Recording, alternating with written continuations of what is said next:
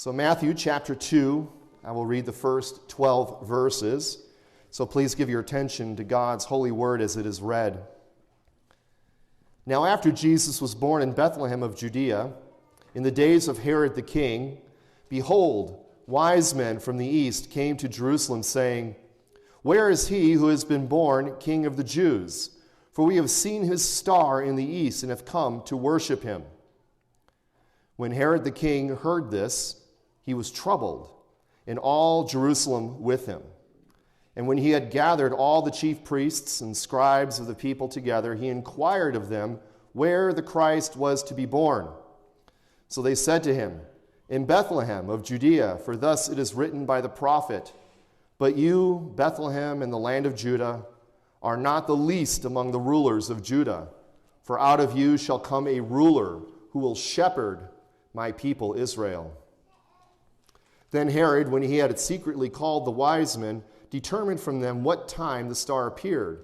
And he sent them to Bethlehem and said, "Go and search carefully for the young child, and when you have found him, bring back word to me that I may come and worship him also." When they heard the king, they departed. And behold, the star which they had seen in the east went before them, till it came and stood over where the young child was. When they saw the star, they rejoiced with exceedingly great joy. And when they had come into the house, they saw the young child with Mary, his mother, and fell down and worshipped him. And when they had opened their treasures, they presented gifts to him, gold, frankincense, and myrrh. Then, being divinely warned in a dream that they should not return to Herod, they departed for their own country another way.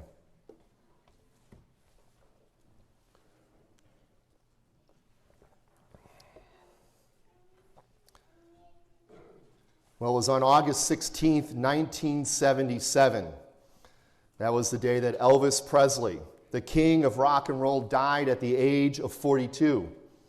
And over the next 44 years, hundreds of thousands of people have traveled to Memphis, Tennessee to visit Graceland, the home of Elvis, as a sort of pilgrimage to visit the king. And estimates say that over 600,000 people a year go to Graceland and pay their respects to the king of rock and roll. Well, it was on a night over 2,000 years ago that a caravan of magi or wise men from the east traveled a great distance to visit not the king of rock and roll, but the King of Kings and the Lord of Lords. And our passage this morning chronicles this quest of these magi to come and worship the King of the Jews. Because as Matthew, the gospel writer here, includes this story as a part of his case that he is building. That's the purpose of Matthew's gospel, to build a case to Jewish readers that Jesus Christ, the child that was born on Christmas Day 2,000 years ago, is the King of the Jews. He is the King of Kings and the Lord of Lords, and the long-awaited Messiah of Israel. And that's what the Christmas season is all about. That's what Advent is all about. The coming of King Jesus into this world to save his people from their sins.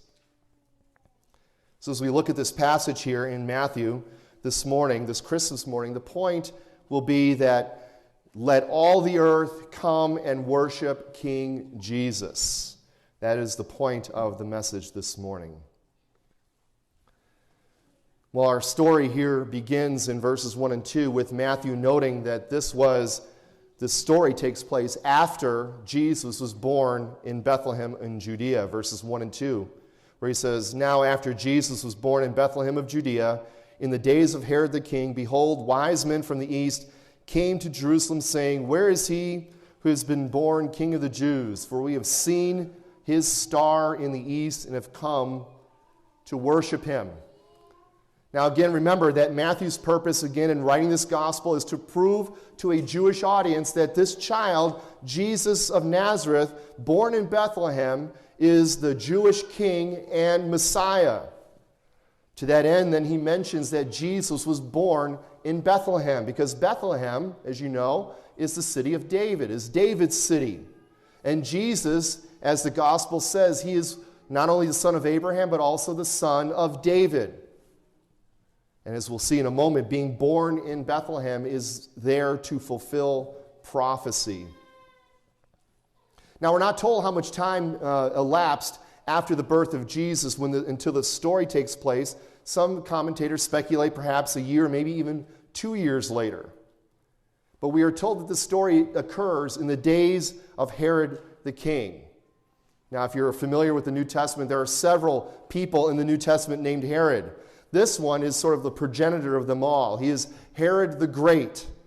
He is an Idumean. It's a hard word to say, Idumean, but basically he's non-Jewish. He is a non-Jewish king of the Jews here, who was appointed by the Romans to rule over the province of Judea. Herod ruled from the years 37 BC to the year 4 BC, and he was noted in history as a very ruthless kind of guy. Just a few list here of some of his exploits. He murdered his wife. He murdered 3 of his sons. He murdered his mother-in-law. Some people might be able to understand that one at least, but he murdered his mother-in-law. He murdered his brother-in-law. He murdered his uncle. He pretty much murdered anybody and everyone who was a threat or a competitor to his rule in Judea. So in the days of that Herod the king, we hear that wise men come from the east and they come to Jerusalem. Now here's another interesting part of the story, because we all know the song, right? We 3 kings of Orient are, right? We 3 kings of Orient are, bearing gifts we bring from afar, and so on and so forth. That song is often sung at Christmas. But as you look at the text closely here, you'll see, first of all, does it mention a number? No. It just says wise men, so it's plural. Does it mention that they're kings? No. They're wise men, not kings. So what we see here is that there's no mention of the number. There's no mention that they're kings. And really, in reality, what these people are, they're magi. They're philosophers. They're magicians. They're soothsayers. They're astrologers.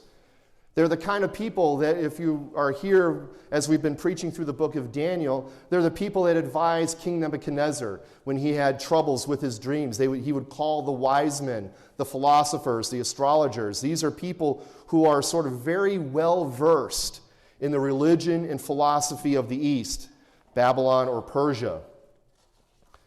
Now, as opposed to the number 3, some speculate, and I agree with this, that there's probably a whole caravan of people coming from the East to Jerusalem. So this large caravan of people, of wise men from the East, are sort of rumbling through the streets of Jerusalem. And they came to Jerusalem seeking the one who had been born King of the Jews. Now, just a few things to say about this, and we'll talk about it a little bit more as we go on. But again, if Herod is the king, and you got this large caravan of people coming from the east looking for the king, and they're not looking for you, that might upset Herod. And we'll see that it does actually upset Herod in verse 3. But they come to Jerusalem because where else would you expect the king of the Jews to be except in Jerusalem, which is the capital of Judea? And third, they saw the star in the east. As we will see again a little bit later, this was no ordinary star. Now, many people try to claim that they try to put some kind of natural explanation on the star. They say perhaps it was a supernova, perhaps it's sort of like a conjunction of planets or whatever. But no star acts like the star that we see here in this text. And like I said, we'll comment on that a little bit further. But more importantly, to the point about the stars, this star was prophesied way back in the Old Testament. In the book of Numbers, this prophet, this pagan prophet named Balaam, was hired by somebody to curse the people of Israel as they were moving through the wilderness on the way to the promised land. And Balaam, though, tried to curse the people. Even though he tried to curse them, he ends up blessing the people. And he ends up blessing them 3 times through that process. And in the book of Numbers in the Old Testament, chapter 24 and verse 17, one of the prophecies that Balaam speaks about the people of Israel, he says this. He says, I see him, but not now. I behold him, but not near. A star shall come out of Jacob. A scepter shall rise out of Israel, and batter the brow of Moab and destroy the sons of tumult. This star that Balaam, the prophet, saw way back in the days of Moses is about the star that we see here now. It is about Jesus. Baby Jesus in the manger is this star of Jacob, the one who will rule his people. Now the question is always asked, how would a bunch of pagan astrologers from the east know about the star of Jacob? How would they even have any way to know about this? Well, again, we see in the book of Daniel that Daniel, who was an exiled Jew, served the kings of Babylon and Persia for over 70 years. And at one point, he was the chief of the wise men of the east.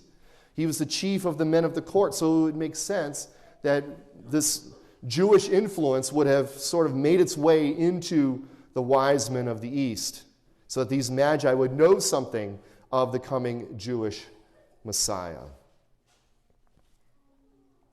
So here you are, you've got this large caravan of men from the east coming to see the king of the Jews. Now imagine you're Herod, right?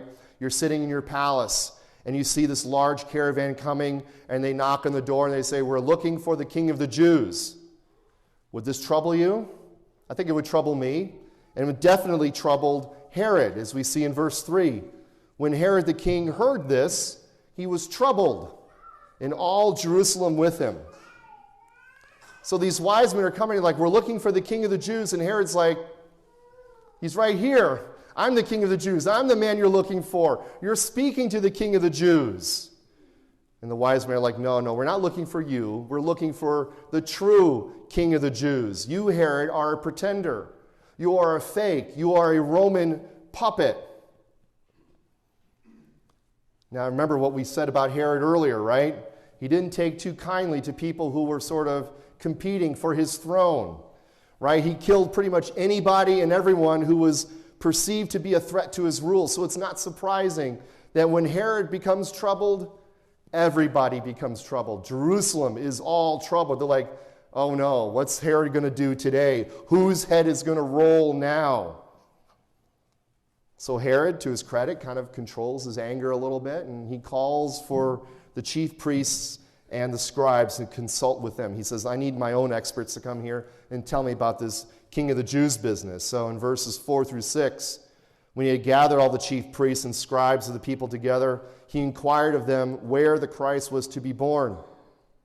So they said to him, "Well, he is to be born in Bethlehem of Judea, for thus it is written by the prophet, 'But you, Bethlehem, in the land of Judah, are not the least among the rulers of Judah, for out of you shall come a ruler who will shepherd my people Israel.'"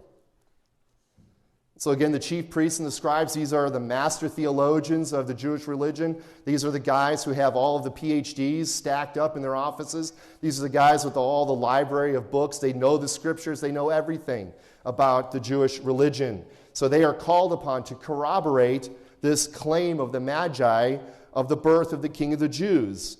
So Herod's asking him, "Is this true? Is there a king to be born?" And the Magi and the priests say, "Yep, king. It's right here in Micah chapter 5, verse 2, that the Messiah is to be born in Bethlehem." And that's what you get here in verse 6. It is a quotation of Micah chapter 5, verse 2, which clearly prophesies that the Messiah, the son of David, the king, was to be born in Bethlehem of Judah. Micah 5:2 says, "But you, Bethlehem Ephrathah, though you are little among the thousands of Judah, yet out of you shall come forth to me the one to be the ruler in Israel, whose goings forth are from of old, from everlasting." So this prophecy by the prophet Micah speaks of the insignificance of Bethlehem. It's this little tiny town about 8 miles southeast of Jerusalem. This is out of this little tiny town shall come forth the one who will be the ruler of Israel. Now, this prophecy, like pretty much everything else that surrounds Jesus, shows forth, if you've been here through our study in 1 Corinthians, it shows forth the foolishness, I put that in scare quotes, the foolishness of God. Because why would Israel's great king come out of a backward little shepherd town and being born to an obscure carpenter and his young wife? That's foolish. The king of the Jews should be born in splendor. He should be born in the palace. He should be there, not Herod, But here's Jesus, the King of the Jews, born in a little manger in a little town, a little backwater town. It'd be like saying the King of the world was born in Sutton, Nebraska. You wouldn't expect that. That would sound foolish. No, you expect kings to be born in high places. Yet that's the point, right? That's the whole point. Because God confounds the strength of the mighty. God confounds the wisdom of the wise. And in a little town just a few miles southeast of Jerusalem, this small child was prophesied to be the king who would be God incarnate, who would be the one to rule Israel. Now, this again comes from the chief priests and the scribes, right? These are the people who know everything there is to know about the Jewish religion. So you'd think that news of Israel's long-awaited Messiah would be received by these guys with great joy. You would think that, but you would be wrong. Because here you have decades of Roman rule combined with years of oppression by a non-Jewish puppet king in Herod, yet these scribes and chief priests seem like they could care less. Because none of these experts take the time to go with the wise men to Bethlehem to check this out. So now, after being told by the scribes and the priests that indeed the King of the Jews was to be born in Bethlehem, Herod now calls the Magi to him and to give them this information in verses 7 and 8. So then Herod, when he had secretly called the wise men, determined from them what time the star appeared. And he sent them to Bethlehem and said, "Go and search carefully for the young child, and when you have found him, bring back word to me that I may come and worship him." Now, as Herod is giving this information to the wise men, notice how he starts to sort of like pump them for information. When did you see the star? How long ago was that star? Oh, about 2 years ago. Okay, good. Because keep that in mind, because we didn't read it, but we see later on in the passage when the wise men don't go back and tell Herod anything. Herod goes and rounds up and kills all the children in Bethlehem that are 2 years old and younger.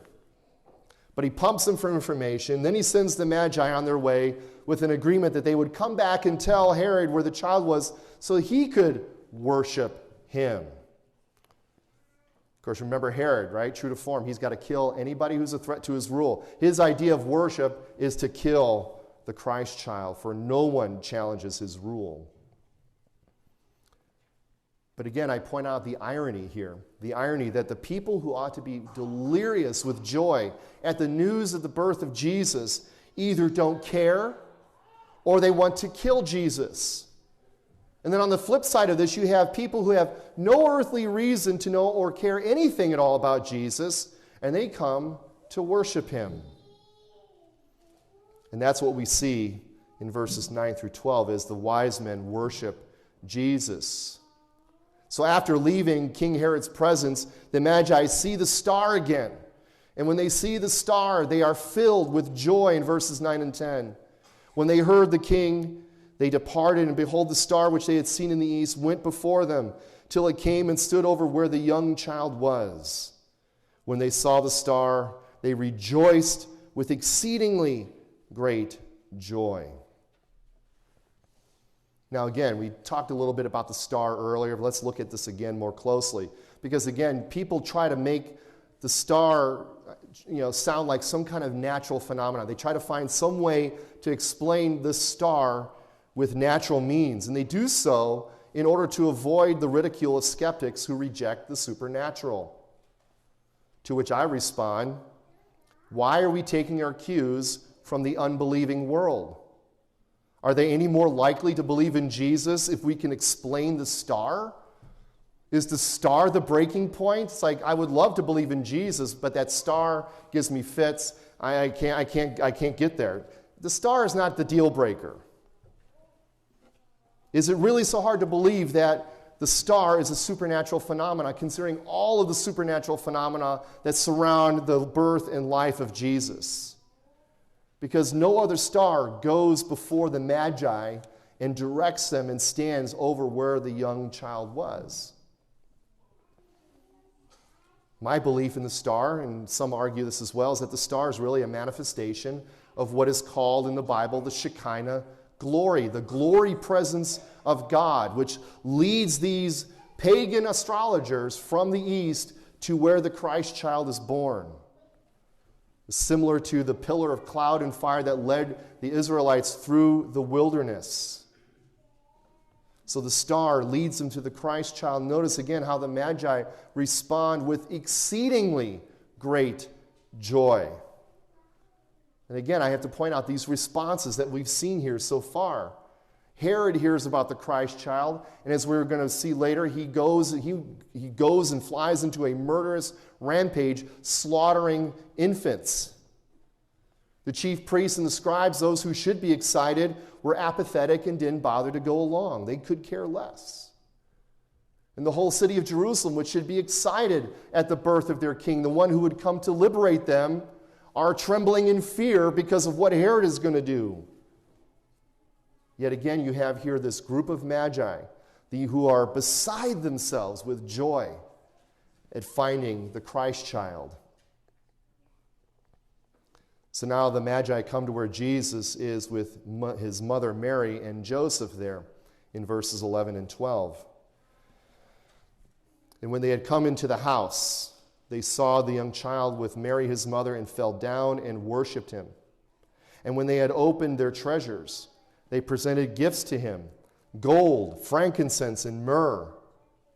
Then being divinely warned in a dream that they should not return to Herod, they departed for their own country another way. Now, first things first. I apologize in advance, but I'm going to probably ruin your little idea of what the nativity scene is, okay? You see the nativity scenes all throughout, and I think out on Main Street by the Catholic Church, you have the nativity scene with Joseph and Mary and baby Jesus and the shepherds and the three kings there, all kind of there. That's kind of the image you get of the nativity. But notice that Jesus and his parents are where? They're not in a manger, they're in a house, okay? So this is again, sometime after the birth of Jesus as the baby. He's probably a year or two old at this point. And notice again, the wise men were not there at the birth of Jesus. The shepherds were. The wise men come later. But aside from that, more importantly, notice what the Magi do when they see the Christ child. They fall down and they worshiped him. They see God incarnate in the arms of his mother Mary, and they fall down and worship him. These pagan astrologers from some other country who have no business knowing anything about their Jewish religion, they come down and they recognize the child is the king and they worship him. In fact, they probably don't know a fraction of what we know about the person and work of Jesus Christ, but here they are worshiping at the feet of Jesus. Gentiles from the east, people who are steeped in the religious practices of false gods, worshiping at the feet of the King of Kings and the Lord of Lords.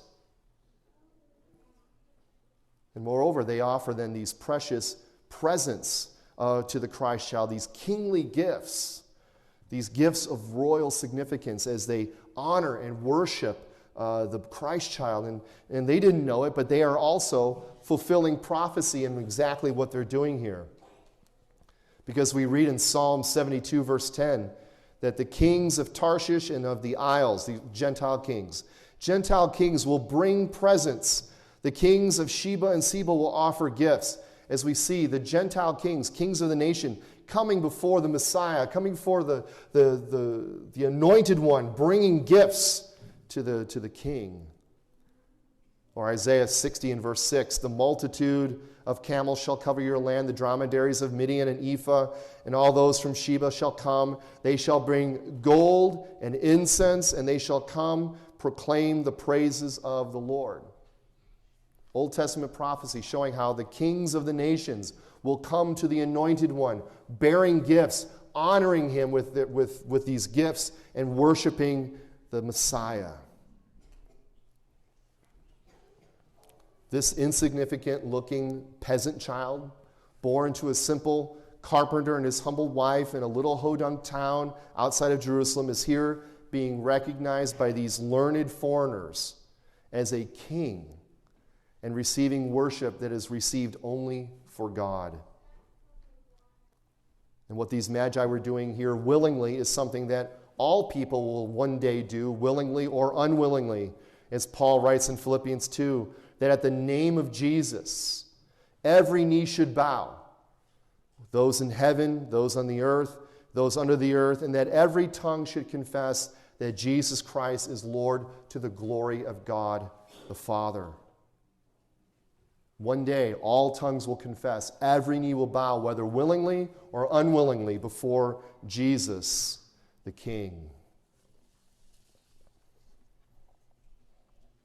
So as we bring this to a close, human beings are made for worship. We are made for worship. If we don't worship God and His Son Jesus Christ, we will fill that gap and that hole with something else. We will worship something else, because as the Apostle Paul says in the book of Romans, if we don't worship the Creator, we'll end up worshiping and serving the creation. That's what we see King Herod do, right? King Herod worshiped power, so much so that he was forever paranoid of losing it. The chief priests and the scribes, they worshiped the status quo and their own self-righteousness and had no real need for the King of the Jews. And again, the Magi, who had no reason being there, found the king and worshiped at the feet of King Jesus.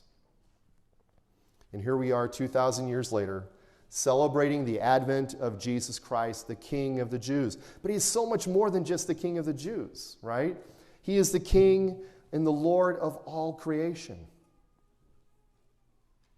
And even though we celebrate this season with family gatherings and the giving of gifts and large meals, the real reason for the celebration should be the coming of Jesus into this sin-cursed world to save us from our sins. Yet for most of the world, the response to the coming of Jesus is too much like Herod, either hatred, or too much like the scribes and the priests, apathy, and not enough like the Magi, which is worship. The good news is that this simple child, born 2,000 years ago, came to live and He came to die. He came to live a perfect life according to God's law, a life that we should live but cannot because of sin. He came to die a death as our substitute to pay the penalty for our sin, a penalty we should be able to pay but can't. And if you believe this, if you place your complete faith and trust in Jesus as our Lord and Savior, then like the Magi, you will want to worship Him also as the King. Let us pray.